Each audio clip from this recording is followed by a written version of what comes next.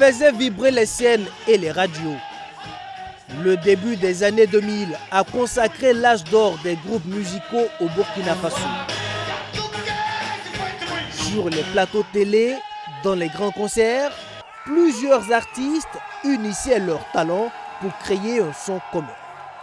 Dans le rap surtout, c'était le printemps des groupes musicaux. Obissi, La Censure, Yélène, Faso Combat, Klepto Gang, pour ne citer que ceux-là, faisaient la pluie et le beau temps sur les scènes, au point d'influencer les plus jeunes de l'époque. Quand tu prends le rap burkinabé, le premier groupe à vraiment briller, à devenir des vrais stars, c'est Yélène. Donc, nous qui étions derrière, sans album, tout ça dans le ghetto, c'est des modèles. Donc, Faso Combat aussi arrive en groupe, il y a Black Marabout qui arrive en groupe, il y a Klepto Gang qui arrive en groupe, tout le monde arrive en groupe. Peut-être parce que l'artiste en vogue au Burkina en matière de rap est en groupe.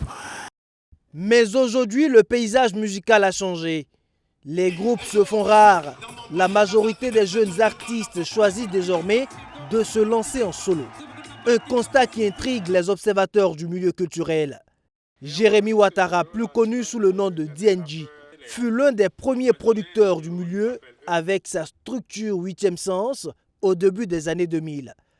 Il pense que la disparition des formations collectives est liée à la facilité qu'offrent les nouveaux outils d'enregistrement. Il y en a de moins en moins parce qu'aujourd'hui, c'est beaucoup plus facile de faire de la musique aujourd'hui. Comparativement à jadis, aux années 90, 80, maintenant c'est plus facile parce que si tu as un bon téléphone même, tu peux avoir un logiciel qui te permet d'enregistrer. Donc c'est beaucoup plus facile. Donc tout seul, tu peux te mettre à te tester. Et il faut dire aussi que dans l'industrie du rap mondial aussi, à un certain moment, les gens qui faisaient la pluie et le beau temps, c'était des personnes solo qui étaient en solo. Donc, vous savez, c'est un phénomène de mode. Selon lui, plusieurs autres facteurs peuvent expliquer la disparition progressive de ces groupes.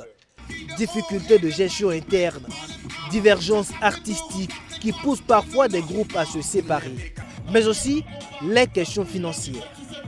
Plutôt que de repartir le cachet d'un spectacle entre 3 ou 4 membres d'un groupe, on peut tout empocher lorsqu'on évolue en solo. C'est ce que pense Marius Djessongo, journaliste culturel. Quand on est seul, on gagne plus. Quand on est seul, on s'en sort plus et on a des cachets plus mirobolants. Donc on est dans une dynamique aujourd'hui où l'artiste, lui seul, il s'est dit qu'il peut faire sortir une œuvre. Il n'a pas besoin du soutien de quelqu'un en arrière qui va faire les bacs, qui va faire le chant pour lui. Lui seul, il peut faire sortir une œuvre, il empoche le maximum de sous pour lui. Et donc, et surtout que les carrières ne sont plus longues, donc il faut maximiser seul et se faire beaucoup d'argent.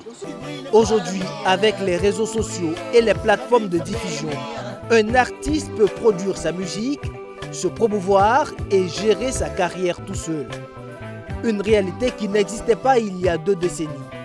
Pour Frère Malcolm, transfuge du groupe Faso Combat, la nouvelle dynamique est aussi liée aux influences du moment. On se retrouve dans des solos, Smarty il sort en solo, Malcolm il sort en solo, Mando il sort en solo, Douden il sort en solo, et ça commence à sortir en solo. Et finalement les modèles deviennent des solos. Et les jeunes qui vont arriver après vont se dire, ah, Smarty il marche seul, donc je vais faire seul. Malcolm il marche seul, je vais faire seul. Et en fait, c'est des influences. Pourtant, certains artistes continuent de croire à la force du collectif. C'est le cas de Mercanti, ce groupe de la nouvelle génération qui tente de se faire une place dans l'industrie musicale burkinabé. Hey, toi, ta copine, toi les gars, Partir déjà à la base de fonder un groupe au lieu d'aller en solo, c'était une idée que nous tous, je peux dire, même si on ne se connaissait pas, parce qu'on ne peut déjà pas avoir, on ne peut pas être d'accord sur quelque chose si chacun n'avait pas l'intention. Voilà, donc on a vu que c'était encore plus prioritaire. Voilà, au lieu d'apporter une seule couleur, on peut apporter plusieurs couleurs dans un seul sac. Pour ces jeunes artistes, travailler ensemble reste une richesse artistique. Mais ils reconnaissent que la voix du groupe demande plus de patience, d'organisation et de compromis. Ces observateurs de la scène musicale pensent quant à eux que les groupes ont joué un rôle important dans l'histoire de la musique burkinabé. Ils ont permis de créer des identités artistiques fortes et de marquer toute une génération. Aujourd'hui, même si la tendance est au solo, certains espèrent voir renaître cet esprit de groupe. Car au-delà des défis, la musique collective reste une aventure humaine et artistique.